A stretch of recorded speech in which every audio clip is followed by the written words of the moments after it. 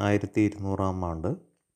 മേടക്കൂറ് അശ്വതി ഭരണി കാർത്തിക 1-ാം പാദം. മേടക്കൂറുകാർക്ക് ചാരവശാൽ വ്യാഴം 2025 മെയ് 14 വരെ 2-ാം രാശിയിൽ, അതായത് ഇടവൻ രാശിയിലും അതുപോലെ അതിനുശേഷം മിഥുനൻ രാശിയിലും സഞ്ചരിക്കുന്നു.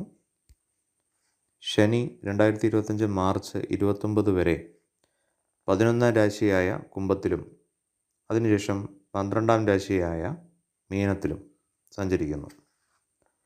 രാഹു 2025 മെയ് 18 വരെ 12-ാം രാശി ആയ മീനത്തിലും അതിനുശേഷം കുംഭത്തിലേക്കും സഞ്ചരിക്കുന്നു.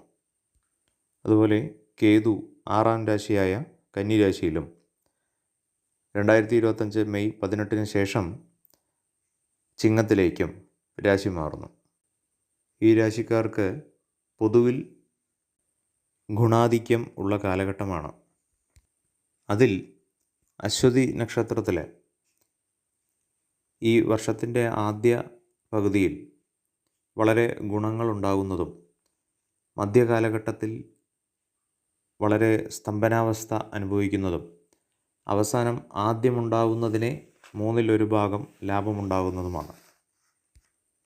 അതുപോലെ ഭരണി നക്ഷത്രത്തിന് ഈ വർഷം ആദ്യ പാതിയിൽ വളരെ ഉത്കൃഷ്ടമായ കാര്യങ്ങൾ നടക്കുകയും മധ്യഭാഗത്ത് അല്പം അത് കുറഞ്ഞു വരികയും എന്നാൽ അവസാന ഭാഗമാവുന്നതോടും വളരെ നല്ല ഗുണാനുഭവങ്ങൾ കിട്ടിത്തുടങ്ങുകയും ചെയ്യും. കാർത്തിക നക്ഷത്രത്തിന് അല്പം ചില ഗുണാനുഭവങ്ങൾ ആദ്യപാതിയിലും മധ്യപാതിയിലും അന്ത്യപാതിയിലും ആദ്യപാതിയേക്കാളും അല്പം മെച്ചപ്പെട്ട ഗുണാനുഭവങ്ങൾ ലഭിക്കുകയും ചെയ്യും. ധനത്തിനും ധാന്യത്തിനും വർധനവ്, വിദേശയാത്രാനുഭവം,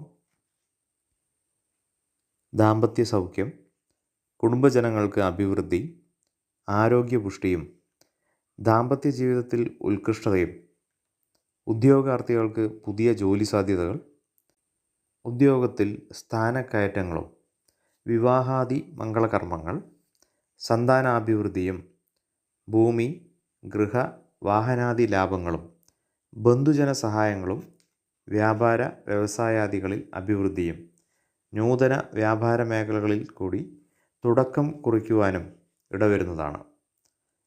വിദ്യാർത്ഥികൾക്ക് പരീക്ഷകളിൽ ഉന്നത വിജയം, ഉപരിപഠന സാധ്യതകളും, കലാകായിക രംഗത്ത് പ്രവർത്തിക്കുന്നവർക്ക് അഭിവൃദ്ധിയും, പുരസ്കാരങ്ങളും ബഹുമതികളും ലഭിക്കാനിടവരികയും, രാഷ്ട്രീയ രംഗത്തുള്ളവർക്ക് സജ്ജന ബഹുമാന്യതയും പ്രശസ്തിയും വർദ്ധിക്കും.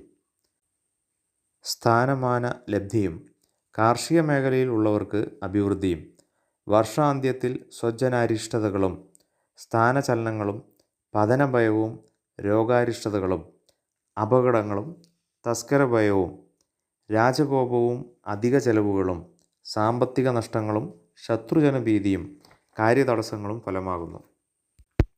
കൂടാതെ മേടൻ രാശിക്കാർക്ക് ധാന്യങ്ങളുമായി ഈ വർഷം ഇടപഴകുന്നവർക്ക് അതിൻ്റെ ഏത് തരത്തിലാണെങ്കിലും ഒരു ജോലി ഉന്നമനമോ അല്ലെങ്കിൽ ആ പ്രവർത്തനത്തിൽ വളരെ ഉദ്ഭുതമായ ഉയർച്ചയോ പ്രതീക്ഷിക്കാം. അതിൻ്റെ ആധിപത്യം അല്ലെങ്കിൽ സ്ഥാപനമാണെങ്കിലോ അല്ലെങ്കിൽ വേറെ ജോലി ചെയ്യുന്ന ഇടമാണെങ്കിലോ അവിടുത്തെ അധികാരത്തിൻ്റെ ഏറ്റവും ഉയർന്ന തലത്തിലെത്തിപ്പെടാൻ ഇവർക്ക് കഴിയുന്നതാണ്. ശുഭം.